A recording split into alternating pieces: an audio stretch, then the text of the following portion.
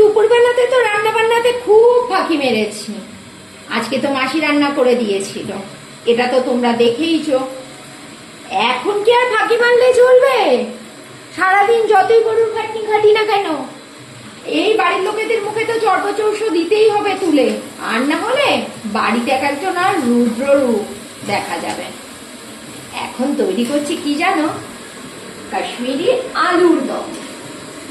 কি বলছে আলুর দম করা দেখে বড়মশাই বলছে আমি কিন্তু 6টা লুচি খাবো। সে নাকি ময়দাটাকে খাওয়া টোটালি স্টপ করে দিয়েছে। যেমনি কাশ্মীরি আলুর দম দেখেছে সাথে আবার কড়াইশুটিও বলেছে। ব্যাস, ডিসিশন চেঞ্জ। আজ রাতে তৈরি করছি কাশ্মীরি আলুর দম আর লুচি। তারা পুরো খাবারটা তৈরি করে নিই, তারপরে আবার তোমাদেরকে দেখাবো।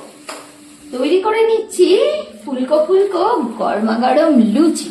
আর দেখতেই পেরেছিলেন একটু আগেই তৈরি করে রেখেছি কাশ্মীরি আলুর দম।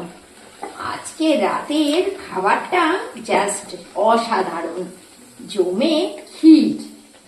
আর যথারীতি যখনই আমি ক্যামেরা অন করি না, লুচিটা ফোলে না। এই লুচিটাও ফুললো না।